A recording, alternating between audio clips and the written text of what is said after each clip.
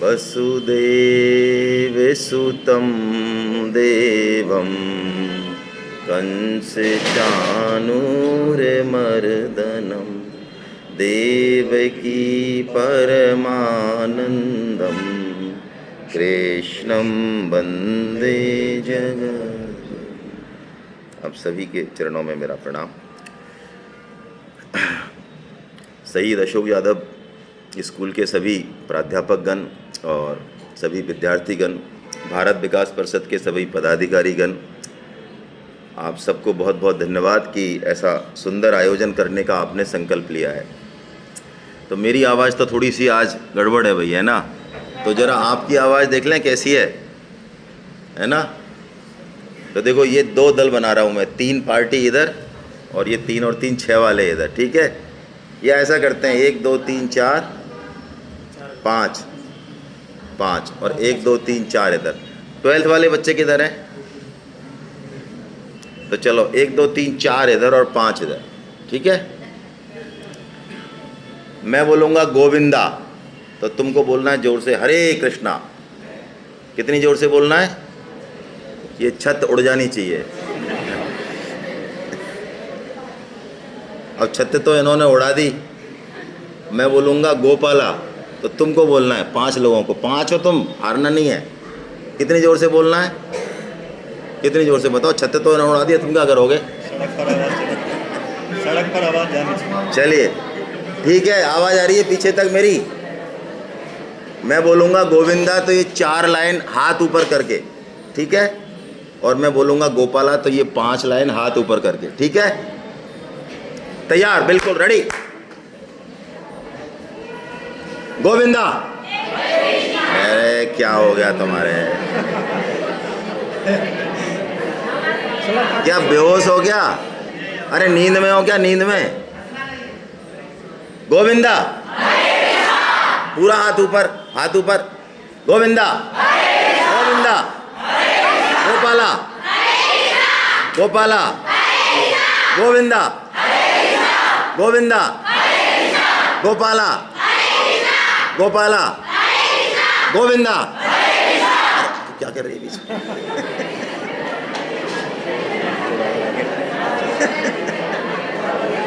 अरे भाई, गोविंदा ये है और गोपाला ये है, ठीक है ना?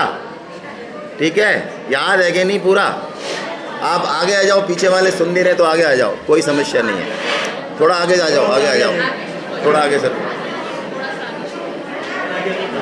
हाँ, ऐसे ऐसे ऐसे ऐसे आगे आओ, आगे आओ, आगे आओ, आगे आओ।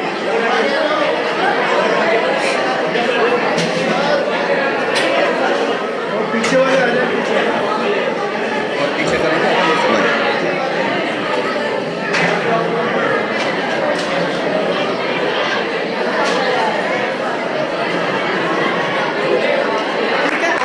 यस, दोबारा चालू करते हैं। देखो इस बार भाई ये तुम लोग कमज़ोर पड़ रहे हो। 5 हो तुम, 5 लाइन हो, फिर भी कमज़ोर पड़ रहे हो, है ना? हाँ, गोविंदा। गोपाला। गोविंदा। गोपाला। गोपाला। गोविंदा। गोविंदा। गोपाला।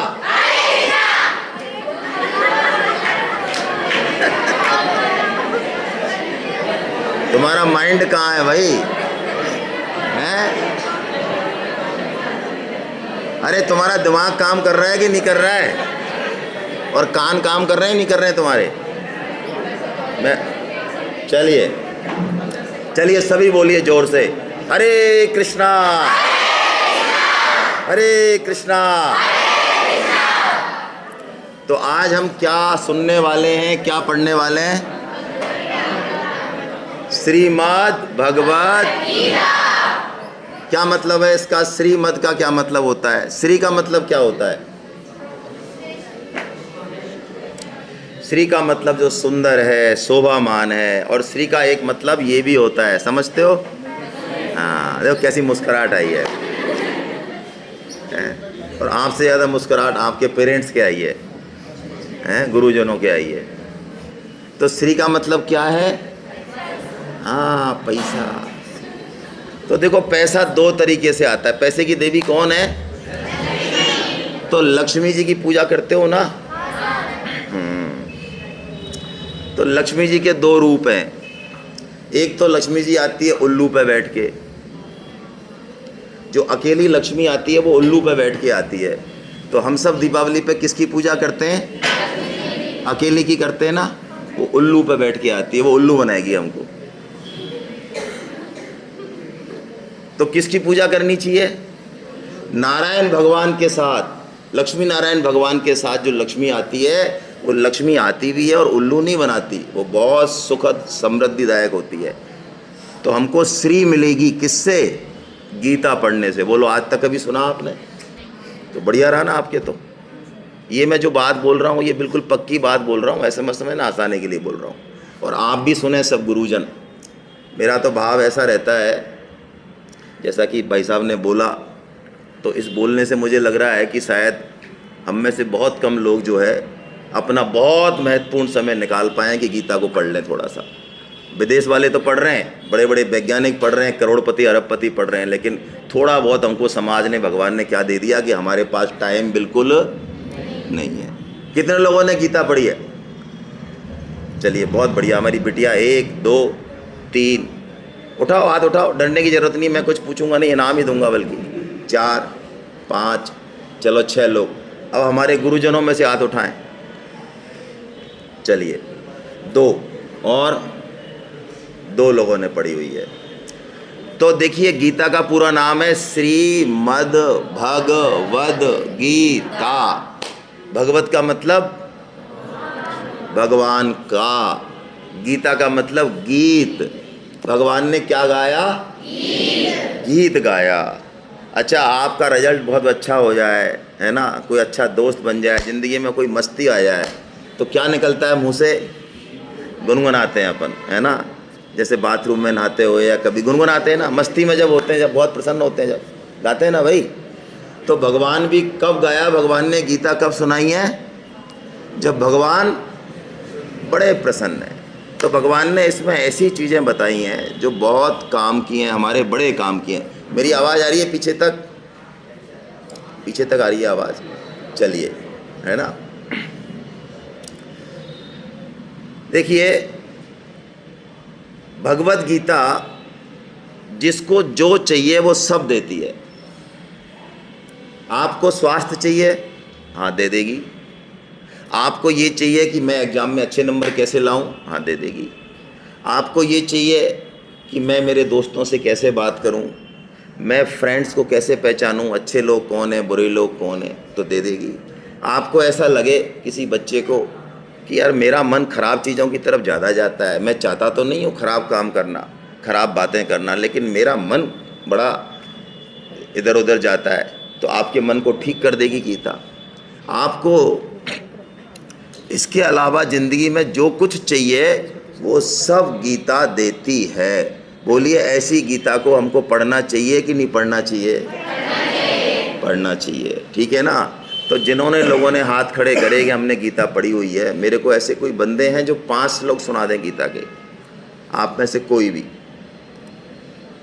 पेरेंट्स नहीं, ओ सॉरी टीचर्स नहीं, आप में से बच्चों में से कोई है जो 5 लोग सुना दें? कोई भी खड़े हो जाए। क्या होगा, नहीं सुनाएंगे तो क्या है, 2-3 सुना दो। हाँ सुना बेटा, नाम बता अपना और सुना, और कक्षा बता। क्या बात है, लक्ष्यता सुना रही है जी।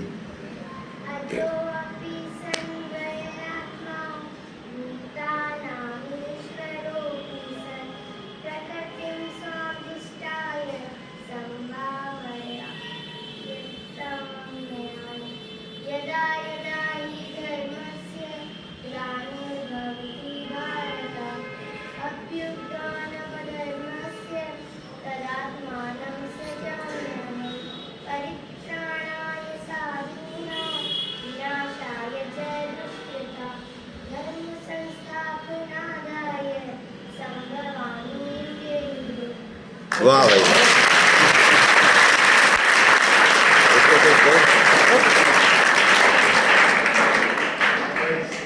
आपको है ना एक बहुत सुंदर किताब दे रहे हैं, सरल गीता।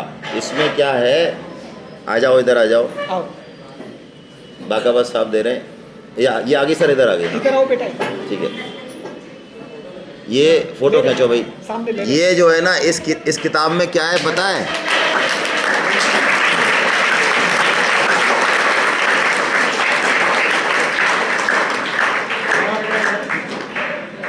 बहुत बढ़िया।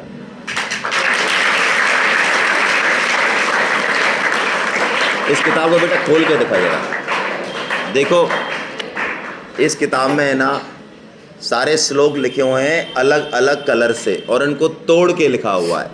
जैसे कि ये बोल रही थी ना तो अच्छा बोला है इसने, लेकिन लास्ट के श्लोक में कुछ इसने गड़बड़ करी लास्ट के चरण में, है ना। जैसे कि हम सब बोलते हैं, देखिए इसमें से तुम बोलना बेटा, है ना, मेरे पीछे पीछे सब बोलो श्लोक कैसे बोलते हैं। और इन्होंने जो बोले लक्षिता ने, ये 5 श्लोक यदि कोई बोलेगा उसके सामने ज़िंदगी में कभी कोई विपत्ता नहीं आएगी, किसी भी तरह की कोई समस्या नहीं आएगी। आज आपसे मैं कह के जा रहा हूँ, मेरा फ़ोन नंबर रख लेना भले ही, यदि आपको लगे कि मैं डेली 5 श्लोक बोलता हूँ और मेरे जीवन में ऐसी कोई डिप्रेशन आ गया, कुछ नहीं हो सकता तुम्हारा, बिल्कुल बढ़िया ही बढ़िया होगा। केवल 5 श्लोक। और बोलने में कितना टाइम लगता है? 5 मिनट भी नहीं लगते। चलिए मेरे साथ आज की तो शुभारंभ कीजिए, मेरे साथ सब बोलिए, मैं बोलूँगा उसके पीछे। एक श्लोक में 32 अक्षर होते हैं। कितने? उसके 8 टुकड़े, उसे 4 टुकड़े करेंगे अपन, तो एक टुकड़े में कितने अक्षर हो गए? 8। 8 टुकड़ों के इसको हम चरण कहते हैं। क्या कहते हैं? तो एक श्लोक में कितने चरण हुए? 4 चरण। तो हम एक चरण बोलेंगे, आप उसका पीछा है ना पीछे से बोलना। मैं यही बोल रहा हूँ जो लक्षिता ने बोला है, यही 5 श्लोक बोलूँगा, ठीक है ना लक्षिता? अजोपि सन्न व्ययात्मा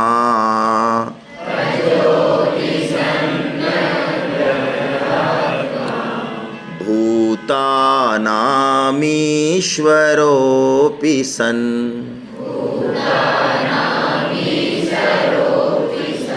प्रकृतिं स्वामधिष्ठाय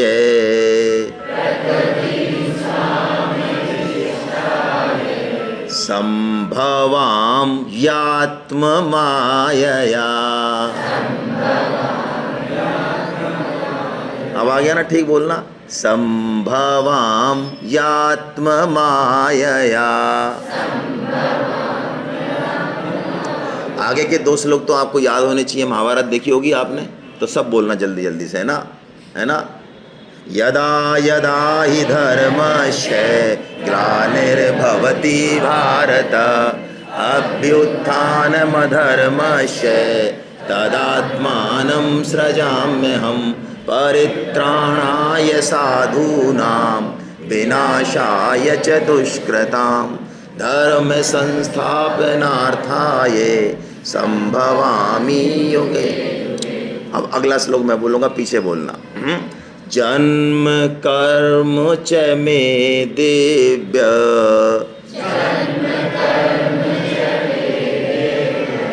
मेवं यो वेत्ति तत्त्वतः त्यक्त्वा देहं पुनर्जन्म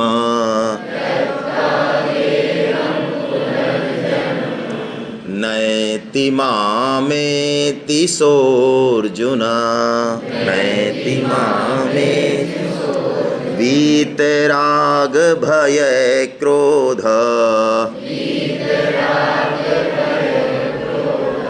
मन्मया मामुपाश्रितः बहवो ज्ञान तपसा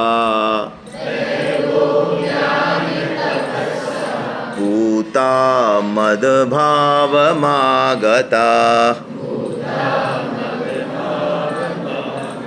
हरे कृष्णा। ये 5 श्लोक आप याद कर लोगे? कैसे करोगे? लक्षिता कल डैशबोर्ड पे लिख देगी, ब्लैक बोर्ड पे, है ना, या कोई भी टीचर लिख देंगे, या आपका कोई ग्रुप हो उसमें डाल देंगे। सबको याद करने ये 5 श्लोक, ठीक है ना। अच्छा देखिए, हमारे शरीर में हमारे गीता जो है ना, ये बताती है हमको कि हमारा जो शरीर है उसको एक रथ की संज्ञा दी गीता ने। क्या बताया उसको? तो रथ में क्या क्या चीज़ें होती हैं? रथ में एक तो घोड़े होते हैं, आगे आगे होते हैं ना। तो हमारे पास कहाँ घोड़े हैं बताओ? 5 घोड़े। हमारे पास 5 घोड़े हैं। कौन कौन से? हाँ, हमारी जो 5 ज्ञानेंद्रियां हैं वो हमारे 5 कर्मेंद्रियां भी मान लो उसी में ही है ना। तो यदि रथ को ठीक से ले जाना है, कहीं भी जाना है, मान लो रथ से हमको, तो हमारे घोड़े मजबूत होने चाहिए कि खराब होने चाहिए? तो जीवन में कुछ भी करना है तो आपको इन 5 घोड़ों को कैसा करना है? मजबूत करना है। ठीक है। अब घोड़े तो बहुत बढ़िया हो लेकिन हमारे कंट्रोल में नहीं हो। हमारी आँख तो बहुत बढ़िया है, ठीक है, लेकिन एक कचरा ही देखती है हमेशा। हमारे कान तो बहुत बढ़िया है ना, गुरुजी की तो एक बात नहीं सुने, और कोई बुराई कर रहा हो तो माँ की कोने की बात भी सुन ले, है ना। तो ऐसा कान का क्या करें हम? हमारी सारी इंद्रियां बहुत बढ़िया है लेकिन इन पे कोई हमारा कंट्रोल, तो बोलो ये हमारे रथ को गड्ढे में डालेंगे कि जगह पे पहुंचाएंगे? तो हमारे शरीर स्वस्थ रहे, हमारी इंद्रियां मजबूत रहें, ये बहुत महत्वपूर्ण है। लेकिन इससे भी ज़्यादा महत्वपूर्ण क्या है भाई, कि ये हमारे, आप में से टीवी कितने लोग देखते हैं? कितने सीधे बच्चे हैं, देखो एक भी हाथ नहीं उठ रहा है। कौन से लोग में रहते हो भाई? जयपुर में थोड़े रहते हो आप। अच्छा, फ़ोन किन किन के पास है घर पे? यहाँ तो नहीं, घर पे। अरे बोल दो, चलिए बहुत अच्छा है। मतलब ठीक है, ठीक है, करीब 40-50% लोगों के पास फ़ोन है। तो चलो, कोई फ़ोन का, टीवी का आप सदुपयोग करते हो, कर लो, वैसे सदुपयोग बहुत कम होता है। बात करोगे ना तो आपके टीचर तो आपको इशारों में बता रहे हैं, मैं उठा के बाहर फेंक दूंगा, ठीक है? समझ में आई नहीं आई बात?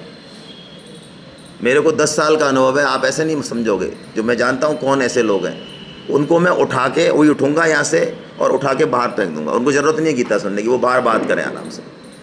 आपको यहाँ 1 घंटा मिला है तो उसको सुनो। यदि कोई बोल रहा है, किसी को कोई समस्या है तो मेरे से बात करें, ठीक है? तो आप फ़ोन देख रहे हो, आप टीवी देख रहे हो, आप खेल रहे हो, बहुत अच्छी बात है, लेकिन कब वहाँ से मन हट जाए, कब हमारी इंद्रियों को, घोड़ों को हम वहाँ से खींच लाएं और जहाँ लगाना है वहाँ लगा दें, ऐसी ताकत होनी चाहिए नहीं होनी चाहिए? तो घोड़ों को कंट्रोल कौन करता है? एक लगाम होती है ना, देखिए ना आपने। तो लगाम क्या है हमारे शरीर में? मन है, ठीक है। तो इंद्रियों पे कंट्रोल कौन करता है? मन करता है। लेकिन मन तो हमारा पता नहीं क्या क्या करता है, कहाँ ले जाएगा यानी मन के पीछे यदि हम चलें हैं, मन तो हमारा आज सुबह ये किया कि सर्दी बहुत है, स्कूल नहीं जाए, वो लोग कहा करा के नहीं करा, है ना। तो हम मन की सुन लेते तो आज यहाँ होते। तो मन, वो लगाम किसके हाथ में होती है? अंदर रथ के ऊपर कोई बैठा रहता है ना, कौन है वो? सारथी। तो सारथी के हाथ में क्या होती है? तो शरीर में सारथी कौन है? हमारी बुद्धि। सारथी कौन हुआ? आप समझ रहे हो? आज मन किया स्कूल नहीं जाए, लेकिन बुद्धि ने कहा अरे ऐसे क्या करता है, कब तक नहीं जाएगा भाई, जाना तो पड़ेगा, पढ़ना तो पड़ेगा, होमवर्क भी है। तो बुद्धि ने कहा, और नहीं जाएगा तो पिटेगा, यहाँ भी पिटेगा, स्कूल में भी पिटेगा, जा भाई, बुद्धि ने समझाया ना। तो मन को किसकी बात माननी चाहिए? बुद्धि की बात माननी चाहिए। तो इस रथ को समझ गए। और उसके अलावा एक और होता है उस रथ में, जिसके लिए सारे लोग काम कर रहे हैं, यानी कोई और बैठा है जिसको कहीं जाना है, जिसको अजमेरी गेट पहुंचना है या कहीं बम्बई जाना है, कहीं जाना है, रथ उसको बम्बई लेके जाएगा। ये सारी चीज़ें तो उसके लिए हैं, ये अपने आप में कोई बहुत बड़ी चीज़ नहीं है। तो गीता हमको देखो इंद्रियों पे, मन पे, बुद्धि पे, इनसे हमारा परिचय कराएगी, इनको कैसे काम लेना है ये बताएगी। और अंदर जो बैठा है हमारे अंदर, हम जो हैं उससे भी हमारा परिचय, जिस दिन हमने ये सीख लिया, ये चारों चीज़ें, ये मान लो आप IIT में जाओ, डॉक्टर बनो, पेंटर बनो, खिलाड़ी बनो, कुछ भी बनो, ये 4 चीज़ें आप पकड़ लोगे, आपको जो लक्ष्य है ना, वो टारगेट जो है वो हिट हो जाएगा आपका। कब होगा? जब ये चारों चीज़ें एक सीट में चलें। कौन कौन सी? इंद्रियां, मन, बुद्धि और हम। हाँ, हम खुद, हम जो है ना, हम, ये सबसे तगड़ी चीज़ है।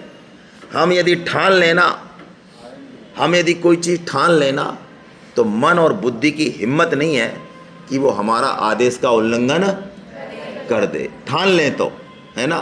जैसे कि मैं व्हाट्सएप का उदाहरण देता हूँ। आप सबका पढ़ाई में मन लगता है? लगता है। बहुत सीधे लोग हैं। कितने लोगों का नहीं लगता है? अरे कोई तो हाथ खड़ा करो। ऐसा कोई नहीं है आप में से सूरवीर महावीर जो कहता है भाई साहब मेरा मन नहीं लगता, मुझे कूट काट के भेजा गया है ज़बरदस्ती यहाँ, मेरे को छुट्टी दे दो, यदि कोई और काम दे दो तो मैं पढ़ना नहीं चाहता। ऐसे लोग बहुत आगे निकलते हैं। हाँ, कोई पढ़ाकू ही थोड़ी निकलते हैं आगे। ऐसे कोई तो होंगे भाई, छुपाओ मत, हैं। अच्छा, जिसका पढ़ाई में मन नहीं लगता उस व्यक्ति से पूछो क्या तेरा व्हाट्सएप देखने में भी मन नहीं लगता? लगता है ना? नहीं लगता। चलो किसी में तो लगता होगा, तेरा कट करने वाले हैं। तो जिसमें लगता है वहाँ हमारा मन क्यों लगता है? क्योंकि हम वहाँ खुद लगे हुए। जैसे किसी को पढ़ना अच्छा लगता है, उसकी रुचि है, वो 2 घंटे भी पढ़ेगा, उसकी मम्मी कहेगी, उसके पापा कहेंगे अरे बेटा तू कुछ खा तो ले, कुछ दूध तो पी ले, कुछ कर तो ले, फिर वो लग जाएगा पढ़ाई में, उसका मन लगा हुआ है। और कई ऐसे हैं जिनका मन नहीं लग रहा, उनको घेर गार के अरे खाना खा लिया, दूध, अब तो पढ़ ले भाई, सब काम कर लिया, है ना। तो ये हम जो है ना, ये सबसे महत्वपूर्ण चीज़ है। हम अपने आप से बात करें कि हम चाहते क्या हैं जीवन में, हम चाहते क्या हैं, क्या करना चाहते हैं। डॉक्टर भी बनेंगे तो क्या कर लेंगे? क्या डॉक्टर अभी दुनिया में नहीं है? क्या जयपुर में नहीं है? इंजीनियर नहीं है? करोड़पति नहीं है? ऐसा क्या तुम बनना चाह रहे हो जो दुनिया में पहले से नहीं है? हजारों हैं, हजारों। तो वो बन के भी क्या कर लेंगे हम? क्या हमारी असली ख्वाहिश क्या है? ये सब बच्चे को पहले आपस में बात करनी चाहिए खुद से कि मैं कोई रोटी का जुगाड़ करना है इसलिए डॉक्टर बन रहा हूँ, इसलिए टीचर बन रहा हूँ, या माँ बाप चाहते हैं इसलिए बन रहा हूँ, या मेरी खुद की क्या इच्छा है इसलिए। ये खुद से बात करो, खुद की रुचि को पहचानो। ये काम जिस दिन आपने कर लिया, 1 दिन में, 2 दिन में, 1 महीने में, उस दिन आपकी ज़िंदगी बहुत अलग तरीके से चलेगी, ये पक्की बात है। तो हम जो निश्चय कर लेते हैं, उस निश्चय को कैसे प्रूव करना है, कैसे टारगेट को हिट करना है, ये गीता बहुत तरीके से बताती है हमको। इसके लिए हमारे जीवन में थोड़ा संयम होना चाहिए, है ना। संयम, सदाचार, ये होना चाहिए। हमारे जीवन की जो लाइफ स्टाइल है, आहार विहार है, वो होना चाहिए। आप समझते हो आहार विहार का मतलब? आप में से ऐसे कितने लोग हैं, कितने स्टूडेंट हैं जो 5 बजे से पहले उठते हैं? वैसे तो मैं 4 बजे बोलना चाह रहा हूँ, पर मुझे पता है कि एक भी हाथ नहीं उठेगा। 5 से पहले हमारे शास्त्रों में, हमारे धर्म में, हमारे सनातन संस्कृति में ब्रह्म मुहूर्त में उठना बताया है। वो बेवकूफ़ नहीं है। ऐसा नहीं है कि उनको इतनी अकल नहीं है जितनी हमको रजाई में सोने वालों को कितना आनंद आता है, उससे ही बड़ी अकल है उनमें। फिर भी उन्होंने क्या कहा? हमको किस में उठना चाहिए? ब्रह्म मुहूर्त में। देखो, आपने घड़ी देखी है, बड़ी घड़ी, अलार्म घड़ी, या छोटी घड़ी, एक ही बात है। वो ख़राब हो जाए कई बार, ठीक है, आपसे सही नहीं हो रही, तो आप मैकेनिक के पास ले जाओ। तो उसमें आपने कभी खोल के देखी हो, कोई ऊधमी बच्चा हो तो, है ना, उसमें बहुत सारे क्या क्या होते हैं, चक्के होते हैं, तैन देखिए, है ना। तो वो क्या करता है, वो मैकेनिक, वो कोई एक चक्के को ठीक कर देता है। कोई गड़बड़ हो रही होती है किसी में, तो एक चक्के को जैसे ही वो ठीक करता है तो बाकी सारे चक्के चलने लग जाते हैं, घड़ी सही हो जाती है एकदम, है ना। मैं आपको एक सूत्र दे रहा हूँ गीता से, आप 24 घंटे में से एक चक्का ठीक कर लो अपना। ये सूत्र तो वैसे बड़े लोगों के लिए भी है, लेकिन बड़े लोग थोड़े समझदार ज़्यादा होते हैं, इसलिए मैं तुमसे ही बात कर रहा हूँ। एक चक्का ठीक कर लोगे तो आपकी पूरा 24 आवर्स ठीक हो जाएगा। करके देखो। जैसे मैं कहूँ एक चक्के का मतलब कि आपने ये प्रण कर लिया कि मेरे को ब्रह्म मुहूर्त में उठना है, ठीक है। तो ब्रह्म मुहूर्त में उठने के लिए 11 बजे तो सोना नहीं पड़ेगा। फिर आप क्या करोगे? सोओगे भी जल्दी। आपकी पूरी दिनचर्या, आपकी पढ़ाई, आपका होमवर्क, आपका सिस्टम, आपकी पूरी लाइफ शुरू में लगेगा 10-15 दिन, बॉडी थोड़ा रजिस्ट करती है, क्योंकि अभी आप 7 बजे 6 बजे उठते हो तो बॉडी रजिस्ट करेगी। पहले दिन कोई मज़ा आने वाला नहीं है, ऐसा मत समझना पहले दिन ही मज़ा आ जाएगा, ना ना ना ना। ये मन और बुद्धि आपस में ये लड़ते हैं, और जिधर हम खड़े होते हैं ना वो जीतता है। समझ रहे हो आप बात? भाई यदि मैं मन की तरफ खड़ा हो गया तो बुद्धि वैसे तो मन की मालिक है, लेकिन मैं यदि मन की तरफ खड़ा हो गया तो बोलो कौन जीतेगा? अरे मन जीतेगा ना। और मान लो मैं बुद्धि की तरफ खड़ा हो गया, मैं खुद, ठीक है, तो कौन जीतेगा? तो बुद्धि जीतेगी। यानी मैं जिधर खड़ा होऊंगा वो जीतेगा। तो आपको ये प्रैक्टिस करनी पड़ेगी शुरू में कुछ दिन। यदि आपने प्रैक्टिस कर ली, जैसे कि आपने कहा कि यार मेरे को 5 श्लोक 5 दिन में याद करने, सपोज एक टारगेट मैं उदाहरण के तौर पर बता रहा हूँ, आप अपने एग्जाम या स्टडी मटेरियल से भी कर सकते हैं। 5 श्लोक मुझे 5 दिन में याद करने। तो मैंने पहले दिन याद किया, मुझे 2 भी याद नहीं हुए। दूसरे दिन मैंने किया तो मन कह रहा है अरे ऐसे यार, कौन सा वो तुमसे पूछ रहे हैं, ऐसे ही कह गए, वो तो क्या चक्कर में पड़ रहा है, आराम से मौज करना सो। मान लो मन ने ऐसा तुमको घुमाया है ना, तो आपको 5 श्लोक याद हो जाएंगे। और आपने मन को कह दिया हट चुप, तेरे को आज सोने नहीं दूंगा, तू 11 बजे तक बेटा सोएगा नहीं। यदि तूने ये श्लोक मेरे को पढ़ के नहीं सुनाए ना, अपने आप पहले पढ़ के सुना और फिर बिना किताब के सुना, तब तक तेरे को ना रोटी मिलेगी ना पानी मिलेगी। मन को ऐसा कह दिया मान लो आपने। आप देखना चमत्कार, तो देखना आप चमत्कार देखना, आपको श्लोक याद हो जाएंगे। आप होमवर्क में आपको ये टेक्निक अप्लाई करना। आप किताब पढ़ते हो, किताब में से कोई चीज़ आपको याद नहीं हो रही, आप मन को कहो कि तू ये लाइन पढ़, ये पैराग्राफ पढ़, पूरा पढ़, ढंग से पढ़ो और अच्छे से उसको याद करो, और फिर किताब बंद करो और मन को कहे सुना, बिना पढ़े सुना। तो मन को दिक्कत आएगी, वो आंदोलन करेगा, जोर डालेगा बुद्धि पे। लेकिन चाहे 2 घंटे हो जाओ, उसको कह दो नहीं तेरे को लाना है, ला, तीसरी लाइन में क्या भूल रहा है, लेके आ। और आपने मुश्किल से कोई 1 या 2 बार देखा और ऐसी प्रैक्टिस करी, तो आप मेरा विश्वास करो, आज आप एक पैराग्राफ को मन ला रहा है, वो इतना ट्रेंड हो जाएगा कि वो 2 पैराग्राफ उठा लाएगा, वो पन्ना उठा लाएगा, क्योंकि मन की ताकत बहुत गजब की। लेकिन मन को आपने राजा बना दिया और खुद बन गए उसके गुलाम। मन को क्या बना दिया? हमारा तो मन ऐसा कर रहा है। तो ये मन के पीछे यदि चले तो ये आपको लुढ़का देगा, ये कहीं नहीं पहुंचने देगा, ठीक है। तो हमारे जीवन को, दिनचर्या को सबसे पहले सुधारो। गीता की बात थोड़ी आगे, गीता में ये श्लोक भी है, मैं एक श्लोक बोल रहा हूँ आपको, एक श्लोक हम चर्चा करेंगे अभी, 6वें अध्याय का 16वां श्लोक, ठीक है। मेरे पीछे बोलना आप, क्या श्लोक है मैं बताता हूँ और उसका जीवन में कैसे इम्पैक्ट लाना है वो बताता हूँ। युक्ताहार विहारस्य,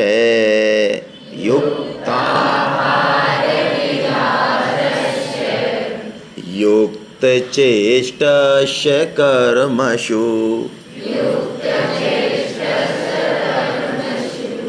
युक्तस्वप्नावबोधस्य,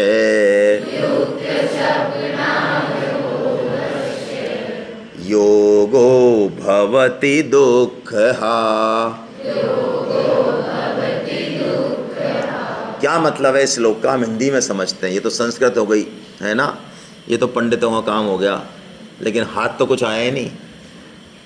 तो विद्वान नहीं बनना है हमको, है ना, सीखना तो है लेकिन विद्वान ही नहीं बनना है।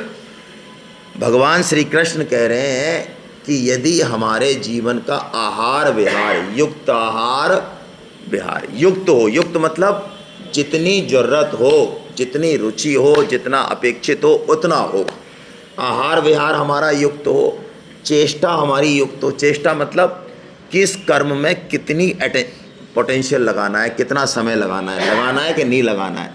जीवन में 24 घंटे में क्या करना है इम्पोर्टेंट, चेष्टा। स्वप्न यानी निद्रा, हमारे सपने, हमारा टारगेट, ये हमारा सही हो, ये चीज़ें सही हो तो भगवान कह रहे हैं हमारे जीवन में दुख रहेगा ही नहीं। अब युक्त शब्द बताया, कोई 100 ग्राम 200 ग्राम तो बताया नहीं, तो युक्त का मतलब क्या है पहले हम वो समझेंगे। आहार का मतलब समझते हो? आहार का मतलब समझते हो क्या? भोजन। लेकिन गीता में आहार का मतलब सिर्फ भोजन नहीं है। गीता में आहार का मतलब है हमारी पांचों इंद्रियां जो खाती हैं, हमारा मन क्या चाहता है, ये जो भी ले रहे हैं वो सब क्या है? आहार। हमारी आँख क्या देखना चाह रही है, उसकी इधर उधर दुनिया में देखने को बहुत चीज़ है भाई, है कि नहीं? हमारे टाइम पे इतनी चीज़ें नहीं हुआ करती थी, आपकी ज़्यादा मुश्किल है।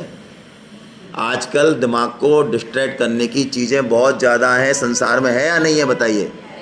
है ना? कपड़ा खरीदने जाओगे तो आधे घंटे तक डिसीजन नहीं हो क्या लें। हमारे टाइम पे 2 या 3 कलर हुआ कर रहे थे, आराम से डिसीजन हो जाता। तुम्हारे मुश्किल ज़्यादा है भाई, क्या करें?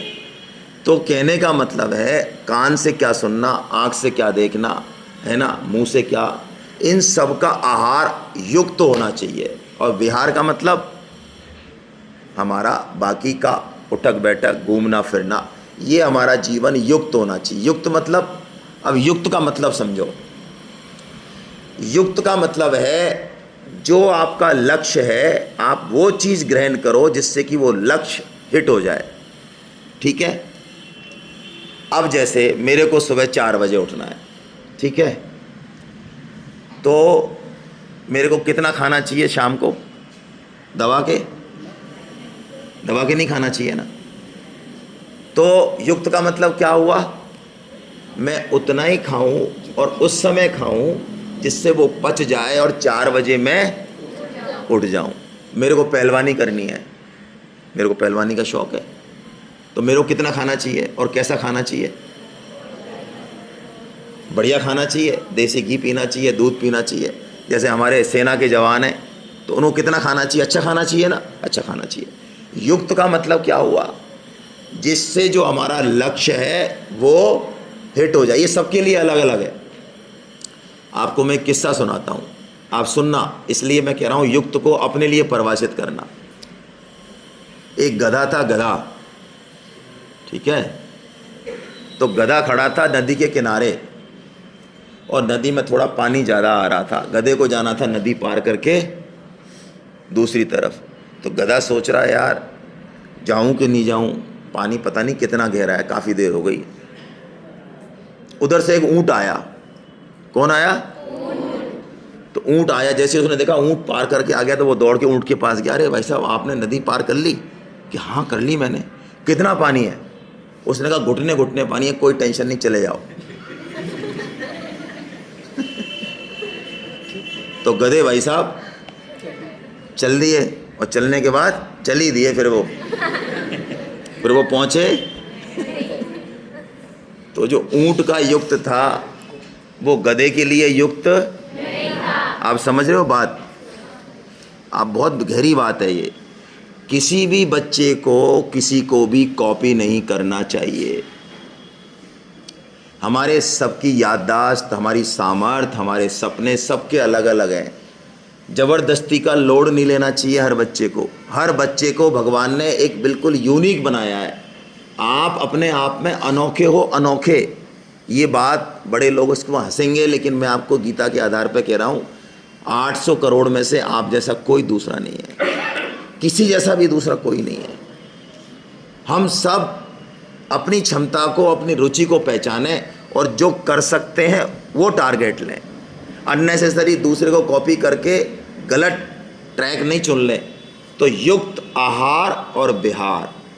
अब अगला क्या आया? युक्त चेष्टस्य कर्मसु। हमारे पूरे दिन भर के इसमें चेष्टा यानी हमारा समय कहाँ जा रहा है ये देखना पड़ेगा। चेष्टा, कई बार बड़े लोग भी, छोटे बच्चे भी अपना समय बहुत फालतू कामों में खराब करते हैं। अरे बच्चों की तो छोड़ो, बड़े बड़े योगी भी ऐसे ही करते हैं। विवेकानंद जी का नाम सुना है आपने? तो फिर नदी का उदाहरण दे दूं क्या? चलिए फिर दे देता हूँ। तो विवेकानंद जी नदी के किनारे खड़े थे, उनको भी दूसरे पार जाना था, ठीक है। वो इंतज़ार कर रहे थे कोई नाव आएगी तो जाएंगे उसमें। बड़ी नदी थी गंगा मैया। इतने में एक योगी आया वहाँ से, उधर से नहीं इधर से आया। उन्होंने विवेकानंद जी से पूछा कैसे खड़े हो? उन्होंने कहा जाना है उधर। आप कौन? कि मैं विवेकानंद। तो योगी ने कहा अरे ये वो विवेकानंद जिनका पूरे विश्व में नाम है।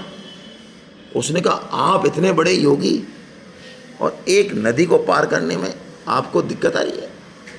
उस योगी को सिद्धि थी पानी पे चलने की। कितनी सिद्धि थी?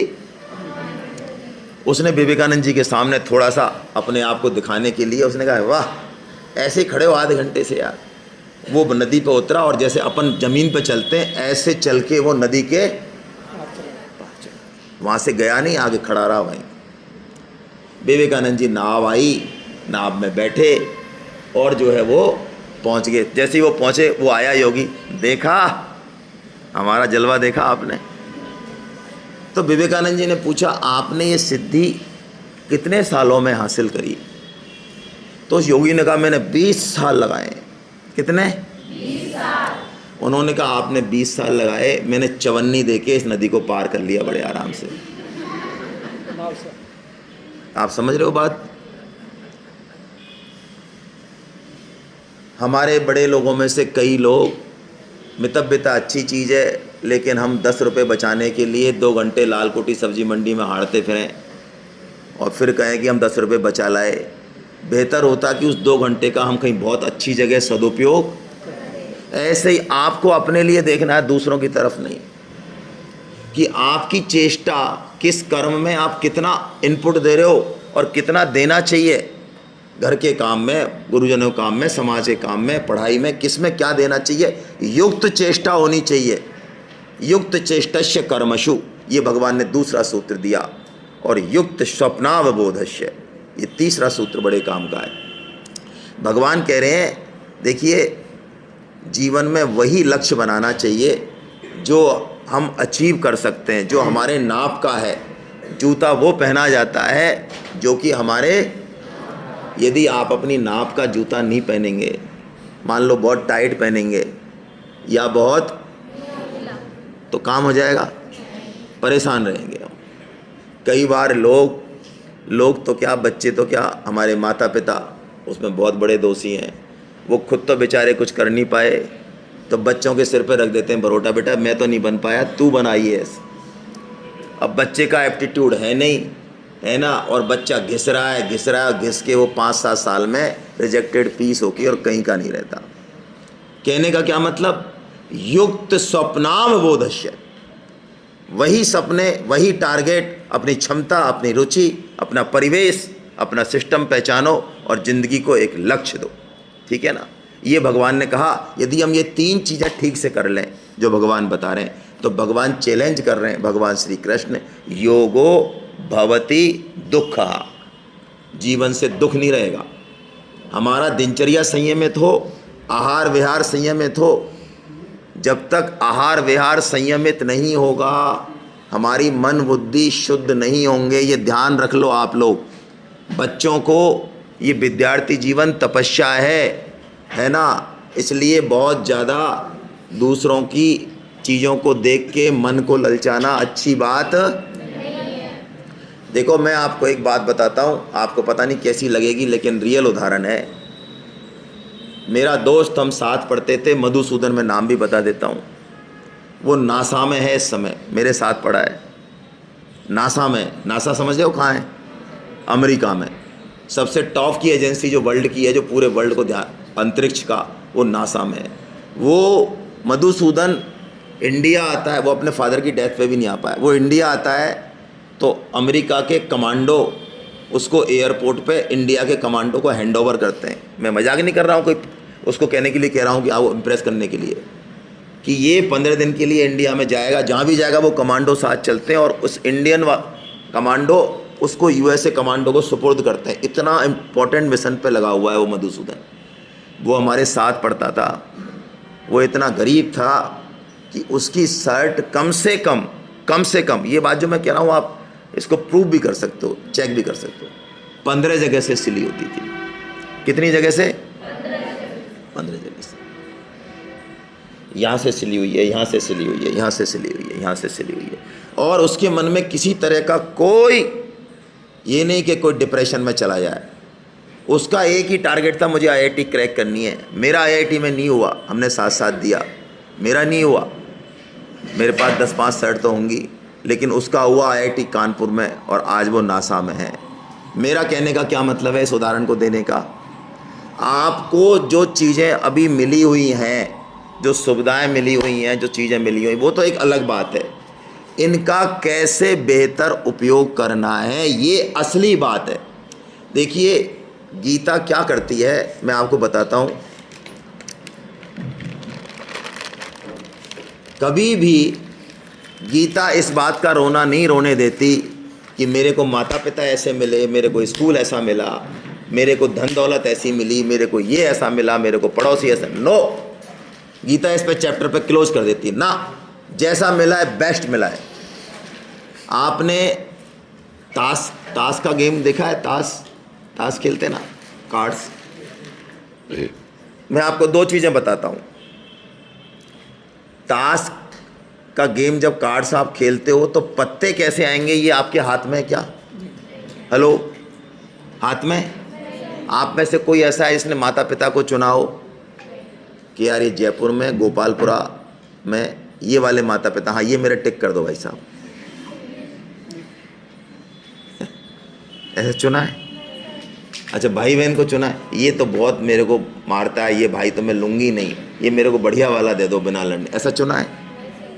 बहुत सी चीज़ें हमारे हाथ में नहीं है, किसी के हाथ में नहीं है। गीता के अनुसार वो हमको मिली है, हालांकि मिली हमको ही है, वो हमारे कर्मों के हिसाब से मिली है, लेकिन वो अलग बात है, मैं उस पर नहीं जा रहा।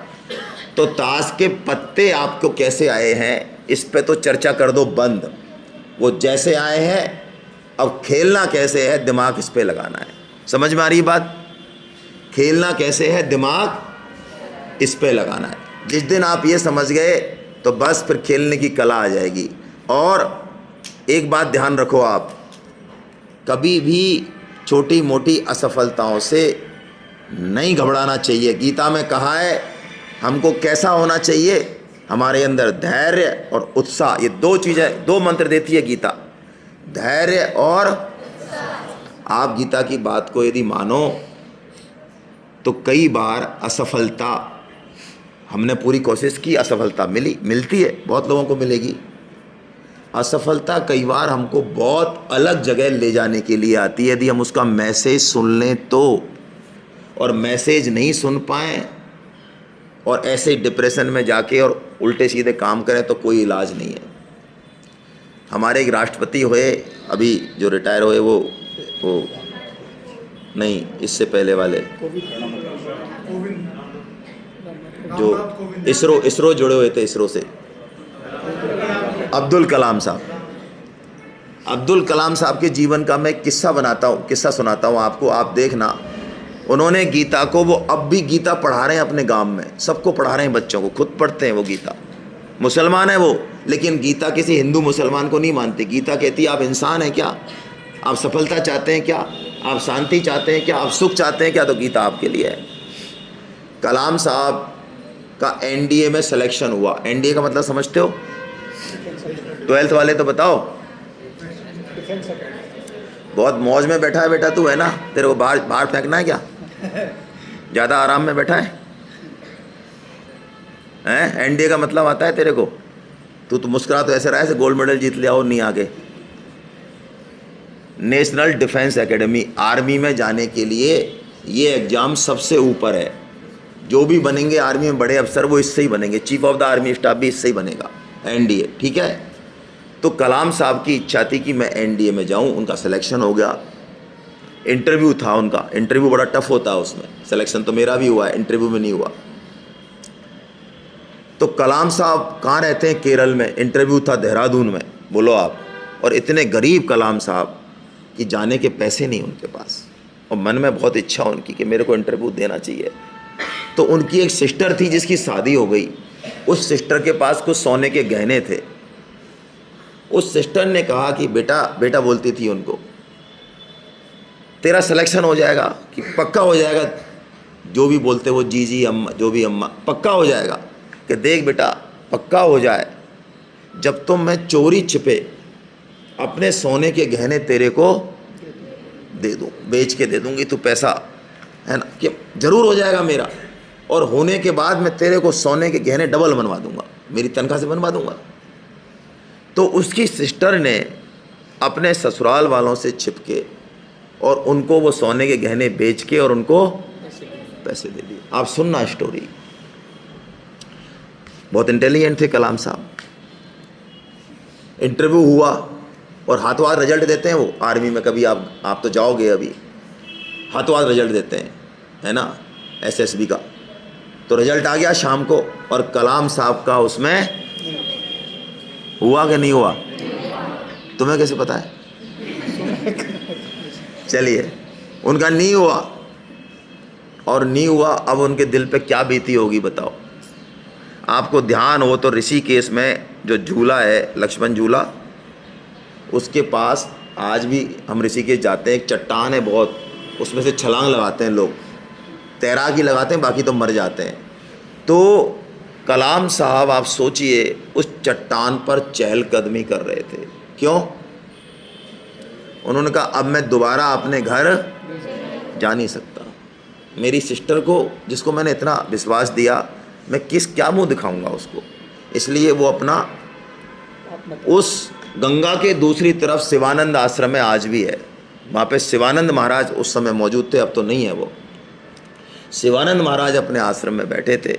उन्होंने जैसे ही वो देखा चहलकदमी करता हुआ एक युवा, वो तुरंत समझ गए, है ना, ये संत लोग समझते हैं इन चीज़ों को। उन्होंने कहा कोई ना कोई इसके मन में दुविधा है, हलचल है। वो दौड़ के गए और जैसे ही वो छलांग लगाने वाले थे, उनको पकड़ लिया शिवानंद जी ने। उन्होंने कहा नहीं नहीं, मेरे को छोड़ो, मेरे को मरना है, मेरे को जाना है।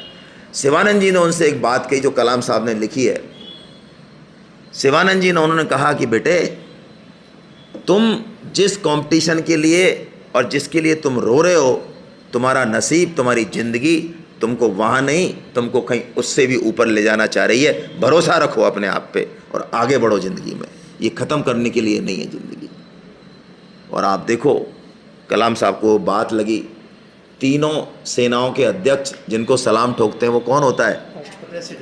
वो प्रेसिडेंट होता है। वो बने कि नहीं बने? कहने का मतलब, हमको अपने जीवन में कभी निराश नहीं होना चाहिए।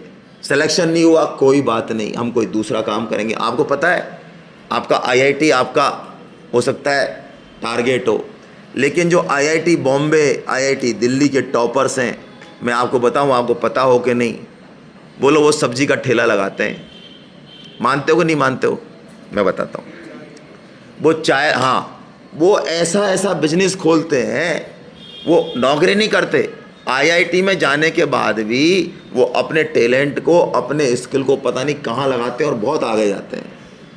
अब आप तो कहोगे यार आईआईटी क्यों करी जब चाय बेचनी थी? तो नहीं भाई, ज़िंदगी में इतने अवसर हैं, इतने मौके हैं, क्रैक करने वाला चाहिए, वो सोच चाहिए। गीता हमको वो चीज़ देती है।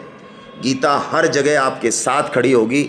इसलिए मेरा आपसे निवेदन है, आज आप भगवत गीता को पढ़ने का संकल्प लें। चाहे एक ही श्लोक पढ़ें, अवश्य पढ़ें डेली। नेट से पढ़ लें, आजकल तो नेट है, 10 रुपये की किताब गीता प्रेस से ले आएँ, पढ़ लें, या लाइब्रेरी हो वहाँ पढ़ लें। मेरी बात मानिए, आप भगवत गीता पढ़ेंगे, आपको जीवन में बहुत सुकून, शांति मिलेगा, लक्ष्य मिलेंगे आपको, क्योंकि भगवत गीता बहुत विलक्षण चीज़ है। और मैं तो कहता हूँ आप भी पढ़िए, और आपके जो आदरणीय गुरुजन हैं वो भी अवश्य पढ़ें, क्योंकि गुरुजन यदि पढ़ेंगे तो ना चाहते हुए भी उनकी वाणी में, उनके आचार विचार में गीता आ जाएगी, जिसे आप ग्रहण करेंगे। ये बहुत बड़ा दुर्भाग्य मानता हूँ मैं, आपको अच्छी लगे चाहे बुरी लगे, मैं रोक नहीं पाता हूँ अपने आप को। शिक्षा आचरण से होनी चाहिए। हम लोग गीता के बारे में काम करते हैं 15 साल से। हम क्या करते हैं मैं बता देता हूँ, 1 मिनट, जैसा बकावत साहब ने बताया। हम गीता को एक कोर्स रूप में इनवाइट करते हैं, आप कोर्स रूप में पढ़िए। हम 35-36 क्लास लगाते हैं साल में, मात्र वीक में एक बार 1.5 घंटे की क्लास लगाते हैं, और पूरे गीता के 700 श्लोकों को चर्चा करते हैं। जैसे आज हमने चर्चा करी घंटे व 1.5 घंटे एक श्लोक पर चर्चा करी, ऐसे ही करते हैं। उससे जीवन में बहुत परिवर्तन आता है। और उस जीवन में परिवर्तन से आपकी पूरी फैमिली, आपके रिश्ते, आज हर रिश्तों में खटास है, ऊपर से कितना ही चमकता हुआ चेहरा हो, बढ़िया कपड़े हों, है ना, ब्रांडेड, अंदर से कचरा है। मान लो मान लो मान लो, हमारे रिश्तों में, ज़्यादातर रिश्तों में अंदर से कचरा है। क्यों? गीता नहीं है अंदर भाई। इसलिए आप गीता पढ़िए, आपके रिश्ते सरस बनेंगे, आपकी जीवन, आपकी खुशियाँ आएंगी आपके जीवन में, आपके बच्चों में वो आचरण आएंगे अपने आप जो आप उनको देना चाहते हैं लेकिन दे नहीं पा रहे हैं। पेरेंट्स कहते हैं हमने, हमारा तो उम्र निकल गई, आप इनको पढ़ा दो गीता, इनको ले जाओ। मैं कहता हूँ इनको छोड़ दो, बच्चों को छोड़ दो सुधारना। पहले किस पे काम चालू करो सुधरने का? स्वयं पे चालू करो। स्वयं सुधरेंगे तो जग सुधरेगा। समाज सुधार का परम श्रद्धेय स्वामी राम सुखदास जी महाराज, जिनके आधार पे हम चलते हैं, उन्होंने एक बात कही, समाज सुधार बहुत बढ़िया चीज़ है, मैं मना नहीं कर रहा हूँ, लेकिन वो समाज सुधार महान पतनकारी है। मैं शब्द बोल रहा हूँ, महान पतनकारी। समाज सुधार, हाँ समाज सुधार, यदि वो व्यक्ति खुद में सुधार करने को तैयार नहीं है तो। मैं सुधरा तो क्या समाज का एक अंग नहीं सुधरा? मान लो समाज में 100 लोग हैं और हम 3 लोग सुधरे, तो क्या समाज के एक हिस्से का सुधार नहीं हुआ? इसलिए हमको स्वयं को सुधरना चाहिए। आप भगवत गीता की शरण लीजिए और भगवत गीता को कोई भी बात बताइए, वो बात भी बता दीजिए भगवत गीता को जो आप अपने पेरेंट्स को नहीं बता पा रहे हैं, अपने फ्रेंड्स को नहीं बता पा रहे हैं, अपने टीचर्स को भी नहीं बता पा रहे हैं। बच्चों, ये बात मेरी विश्वास कीजिए, आप भगवत गीता को वो बात कह दीजिए। आपको कोई समस्या हो, कैरियर की हो, लाइफ की हो, रिलेशंस की हो, फ्रेंड्स की हो, कोई भी समस्या हो घर की, वो भगवत गीता से कहिए और आपको सॉल्यूशन मिलेगा। यदि ऐसा हो तो आप मानना, नहीं तो मत मानना।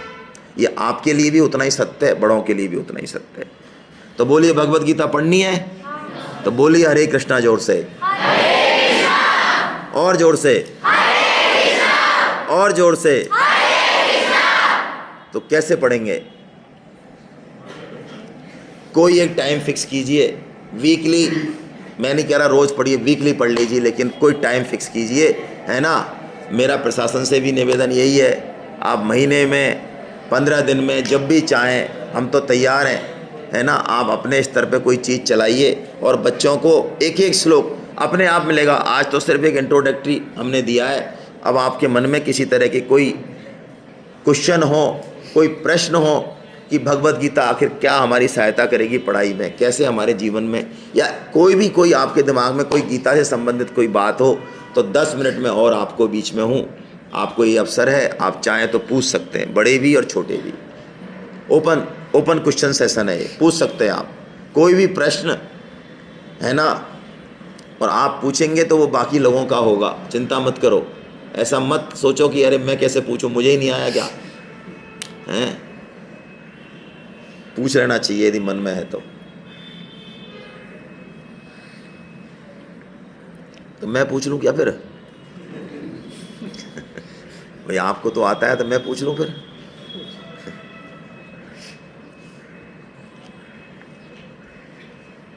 चलिए, और कोई बात, प्रश्न नहीं, चलिए कोई बात आपके मन में कोई हो, कोई चटपटी कोई ऐसी बात हो कि आप वो सुनना चाहेंगे, साहब हमें ये चीज़ बताओ आप, मैं कुछ, आप ऐसी कोई चीज़ हो तो बताओ। थोड़ा इंटरेक्शन करो भाई, रेस्पॉन्स करो। पत्थरों से बात नहीं होती है, पत्थरों से कोई कब तक बात करेगा, हैं? जी मैडम बताइए।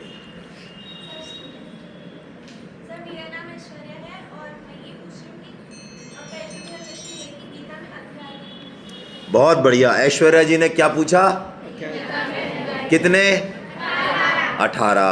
और श्लोक? चलिए अब बताइए।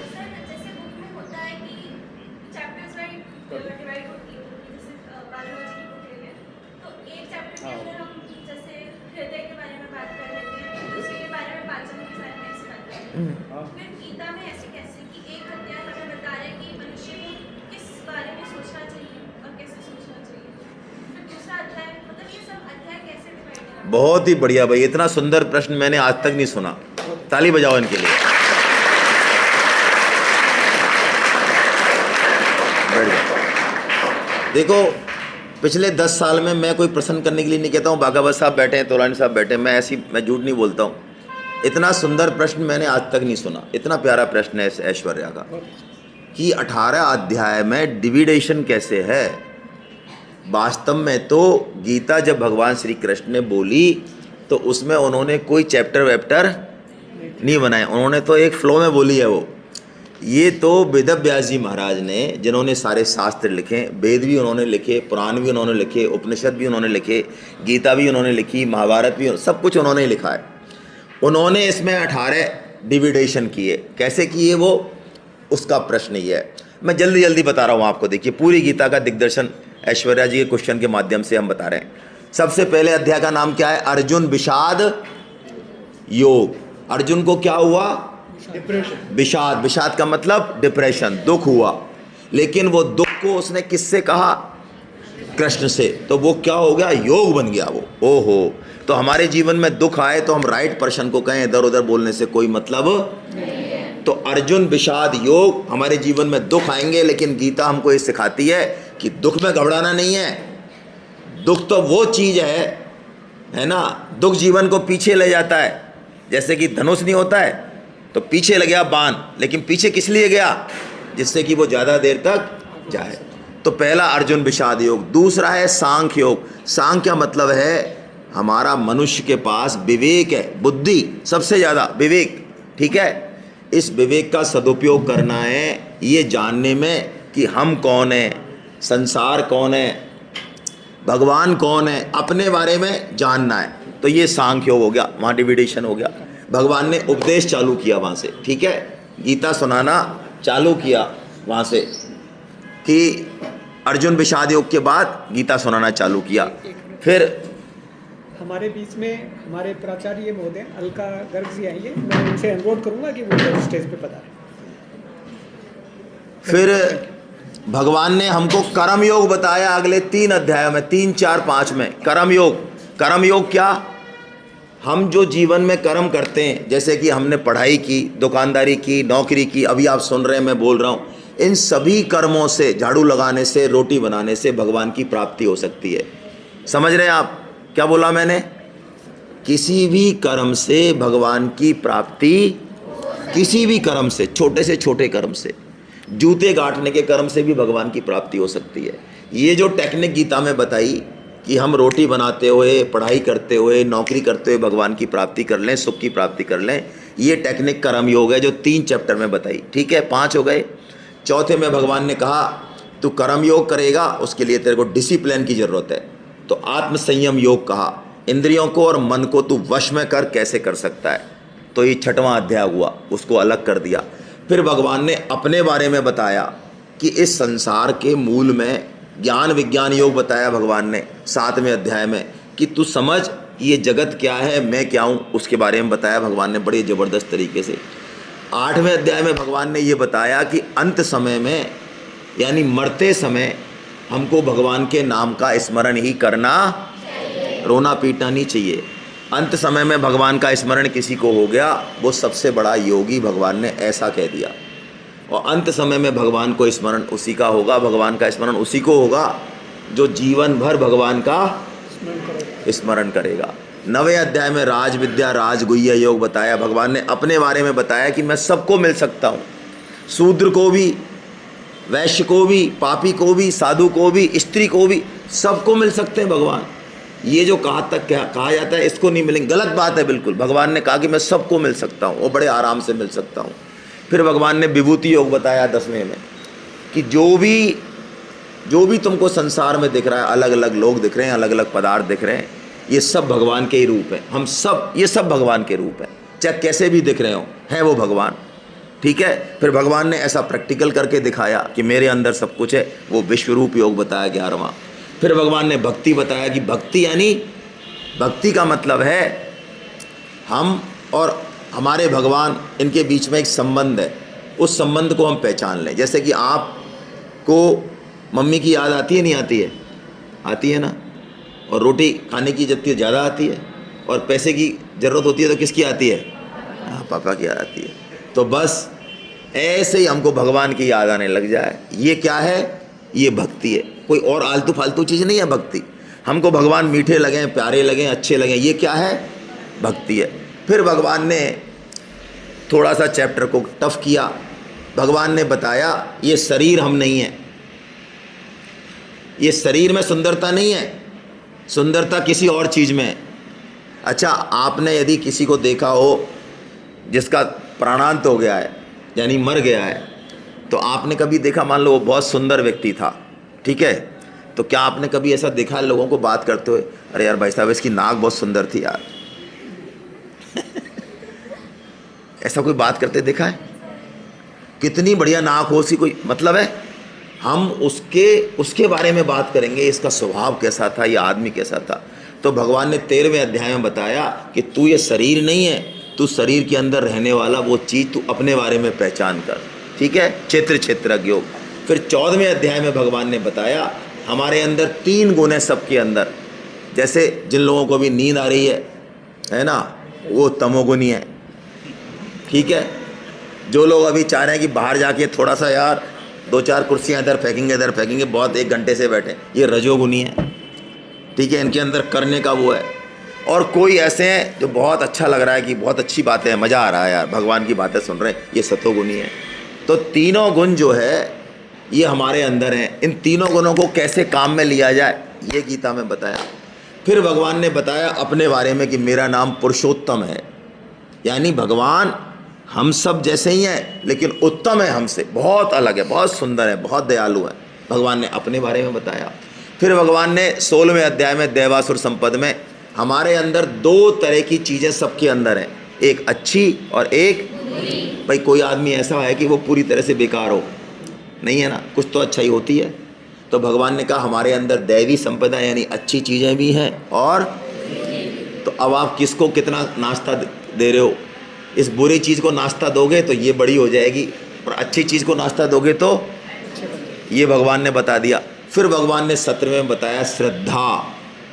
आपने सुन तो लिया इतना, लेकिन आपकी गीता में श्रद्धा नहीं हुई, आपकी अपने टीचर में श्रद्धा नहीं है, ठीक है, तो आप उससे लाभ नहीं उठा सकते।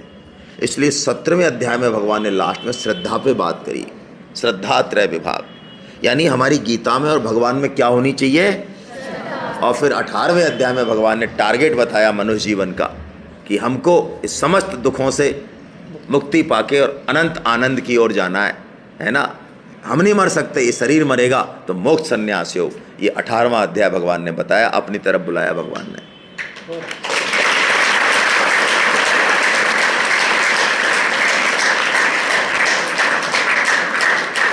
अब देखो, ऐश्वर्या ने पूछा तो मैंने बताया, वरना मैं तो घर जा रहा था, है ना। ये तो ऐसे ही होता है, गुरुजी के पास माल बहुत है, लेकिन कुछ बच्चे जो है वो खींच लेते हैं माल को, अरे गुरुजी ये और बताओ, अरे रुक यार, अरे ये बता दो, और कुछ कहते हैं